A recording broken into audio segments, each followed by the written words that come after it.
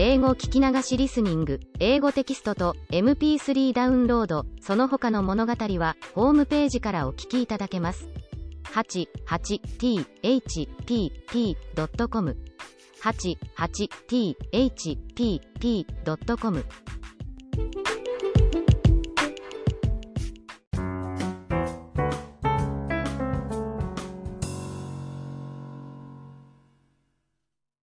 Rapunzel.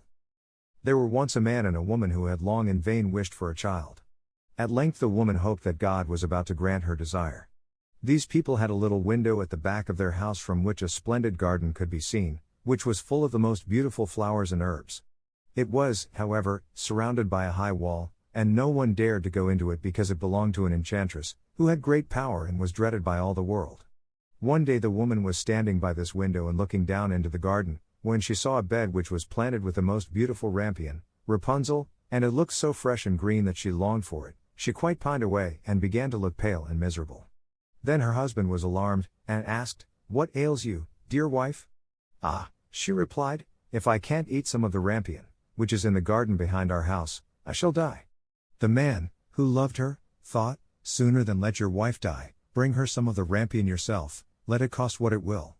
At twilight, he clambered down over the wall into the garden of the enchantress, hastily clutched a handful of rampion, and took it to his wife. She at once made herself a salad of it, and ate it greedily. It tasted so good to her, so very good, that the next day she longed for it 3 times as much as before. If he was to have any rest, her husband must once more descend into the garden.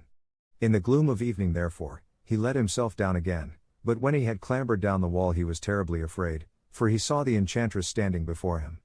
"How can you dare," said she with angry look, "descend into my garden and steal my rampion like a thief? You shall suffer for it." "Ah," answered he, "let mercy take the place of justice, I only made up my mind to do it out of necessity. My wife saw your rampion from the window, and felt such a longing for it that she would have died if she had not got some to eat." Then the enchantress allowed her anger to be softened, and said to him, "If the case be as you say, I will allow you to take away with you as much rampion as you will, only I make one condition. You must give me the child which your wife will bring into the world, it shall be well treated, and I will care for it like a mother." The man in his terror consented to everything, and when the woman was brought to bed, the enchantress appeared at once, gave the child the name of Rapunzel, and took it away with her. Rapunzel grew into the most beautiful child under the sun. When she was 12 years old, the enchantress shut her into a tower, which lay in a forest, and had neither stairs nor door, but quite at the top was a little window. When the enchantress wanted to go in, she placed herself beneath it and cried, "Rapunzel, Rapunzel, let down your hair to me." Rapunzel had magnificent long hair, fine as spun gold, and when she heard the voice of the enchantress she unfastened her braided tresses, wound them round one of the hooks of the window above, and then the hair fell 20 ells down, and the enchantress climbed up by it. After a year or two, it came to pass that the king's son rode through the forest and passed by the tower. Then he heard a song, which was so charming that he stood still and listened. This was Rapunzel, who in her solitude passed her time in letting her sweet voice resound. The king's son wanted to climb up to her, and looked for the door of the tower, but none was to be found.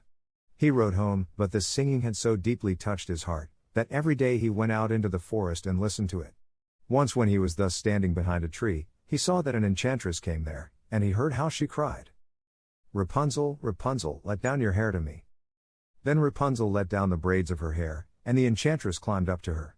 "If that is the ladder by which one mounts, I too will try my fortune," said he, and the next day when it began to grow dark, he went to the tower and cried, "Rapunzel, Rapunzel, let down your hair to me."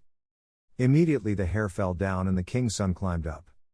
At first Rapunzel was terribly frightened when a man, such as her eyes had never yet beheld, came to her, but the king's son began to talk to her quite like a friend, and told her that his heart had been so stirred that it had let him have no rest, and he had been forced to see her.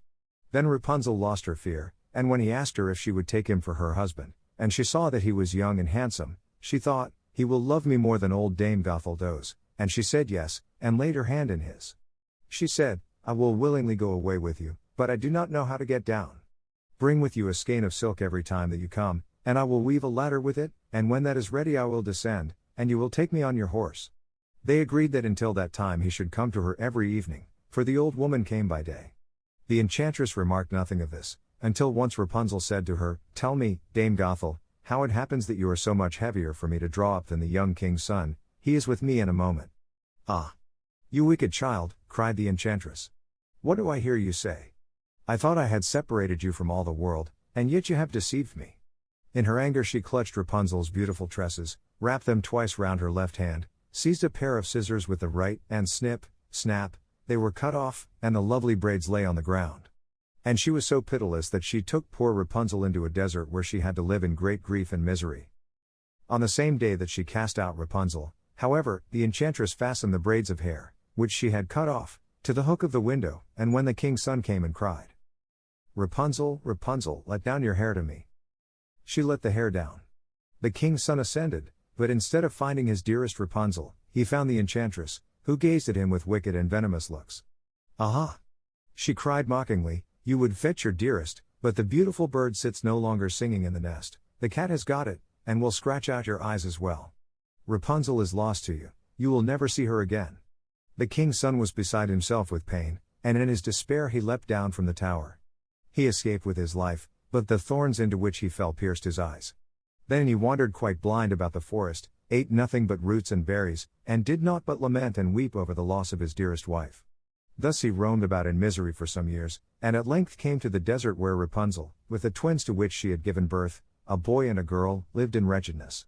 He heard a voice, and it seemed so familiar to him that he went towards it, and when he approached, Rapunzel knew him and fell on his neck and wept. 2 of her tears wetted his eyes and they grew clear again, and he could see with them as before. He led her to his kingdom where he was joyfully received, and they lived for a long time afterwards, happy and contented.「